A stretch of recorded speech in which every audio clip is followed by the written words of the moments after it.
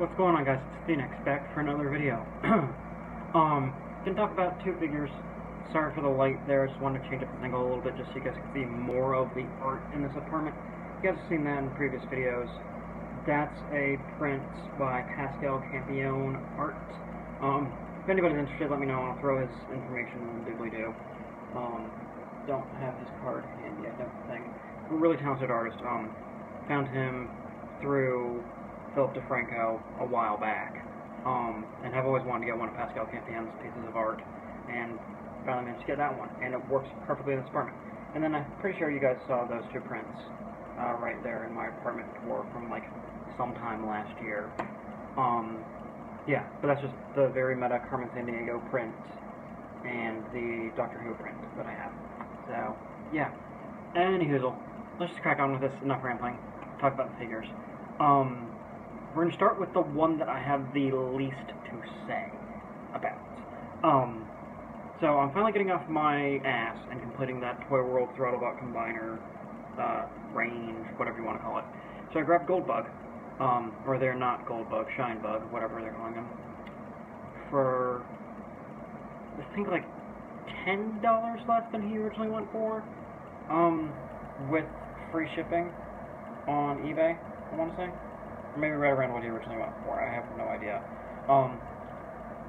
The transformation's honestly a little too fiddly. It's not like super freaking complex and just annoyingly fiddly, like, just to use an example that's right next to him, Backcube's Sun Surges is. But, I don't know, for, maybe it's just the fact that I'm kind of rusty when it comes to toyworld's transformations, or the fact that Grindrod, their roll bar analog from the same range, and Aurora, their searchlight analog, had less involved transformations. Hell, even as well as their Chase analog, he had a less involved transformation. And Freeway, who I'm probably going to get next, is the exact same mold as Chase, just a new head. But I digress. I don't know, just Goldbug's transformation is very, like, panel-y, and just something about it isn't, like, totally fun to me, but at the same time, like, I don't mind it. I probably will transform him back a few more times before I actually get, was it Freeway and Side Load or Wide Load, whatever that one's name is, to complete the Combiner group. Yeah, because they made the Throttlebot the Combiner, which is a little weird. But I honestly got Goldbug to be like a classics Goldbug for my collection here. From what I've seen from the reviews of the toyworld Throttlebots when they were all released and when people combined them, you don't really need to have Goldbug on the back of the figure. He's just kind of like an add-on piece to the Combiner. He's basically the backpack for the Combiner, and the Combiner does look a little bit flat-backed without him. Basically just like a little, like, completely hollow in the back without him, but I'm not going to look at the Combiner from the back. So I honestly might just keep Goldbug here separate and have him be my classics Goldbug, even though he's kind of not quite that aesthetic. I do really like him. It's just the transformation could have been a little bit less paneling and fiddly, in my opinion. It's just a lot of things move around, and a lot of things get in the way of each other when they're moving. Other than that, he's a fun figure. And some of the transformation is kind of ingenious. Like, I like how the chest forms, although the connection of mine is kind of wonky and tight. And I like how the forearms transform with this panel right here sliding up and everything. But, and the wheels forming the inside part of the forearm. But, it's funny because I feel like toyworld knew that he wasn't, like, their best work of the 6 Throttlebots. So that's why they packed all the Combiner fucking parts with him. Because literally, if you want to combine them, you have to get Goldbug. It's kind of a smart marketing move on toyworld's part. I mean, I'm looking over here, because that's where I have the Combiner parts stored. And, yeah, like, you get them with Goldbug, as I just said, so, I don't know. It's funny. I like Goldbug, I just don't know if I'll use him as the backpack in the combined mode. Yeah, he's cool, I like him. The all mode, which I'm not going to transform him to because this is just a quick video on him and another figure, is kind of tiny, but it's a good, like, smaller deluxe size figure. Again, he's probably just going to end up being my Classics Goldbug stand-in, because the official analogs that we've gotten to Goldbug are just kind of there. Yeah, because we got the one from the Generations Dolby, the same mold as Nightbeat. Yeah, I know, that Goldbug was fine, but mine had the floppy knee issue, like, on all 3 versions of that toy that I had. One of the knees was just insanely floppy on the soft ratchet. But yeah, toyworld Goldbug, or Shinebug. That give him a recommendation. It's not like a must-get, unless you're doing the combiner version of the 6th Autobots, but, yeah. I don't know. I just wanted to get off my ass and complete the set, because I think the combiner form looks pretty cool. And it looks really solid, too, which, a solid third-party combiner. What a new fucking concept. I swear, people are just jump in on all these third-party combiners, but when you get to the final form, the combined mode, it's just rickety as hell. And like, half the time it can't even probably hold its weapon without the arm drooping. And there's the joints and the tolerances are just weird. The individual bots are great, but the combined modes are just kind of eh. I don't know. I feel like we're too, like, gung-ho with getting a new third-party combiner when they all have pretty much the exact same flaw in their combined mode. That's just me, though. The rest of this video, I want to talk about Figure. I just want to show off his weapons. You guys know who this is. I know I'm late to the bandwagon, but whatever. Titans TR Blitzwing. In the local threads, people have been saying Blitzwing's still a hot mess, but Octane or Octone is actually pretty damn good. I might get Octane at some point, I don't really know. I don't have that much of a connection to Octane as a character. I don't have that much of an attachment to Blitzwing either, to be completely honest. But I've been more inclined to want a proper Classics Blitzwing than a proper Classics Octane over the years. And don't get me wrong, I loved the Generations one that came out a couple years back, or a few years back. Even though it was a very flawed toy, had the shoulder issue, and they were also trying to homage animated Blitzwing at the same time, which made the toy even more of a cluster. That toy just tried to do too much, in my opinion. They honestly could have just avoided trying to homage animated, and that would have been a good toy. But we've got a Classics Headmaster Blitzwing, and yeah, the Headmaster gimmick is a little weird for Blitzwing, but I actually really like him. People said that the tank mode and the jet mode both kind of suffer. You do kind of have the treads just hanging out here, invisible hand syndrome, in the jet mode here.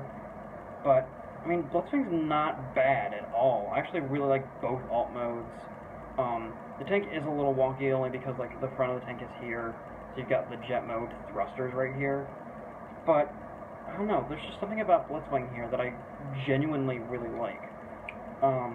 He's not perfect by any means, but he's a good Classics Blitzwing if you don't have one, if you skipped out on that Generations one.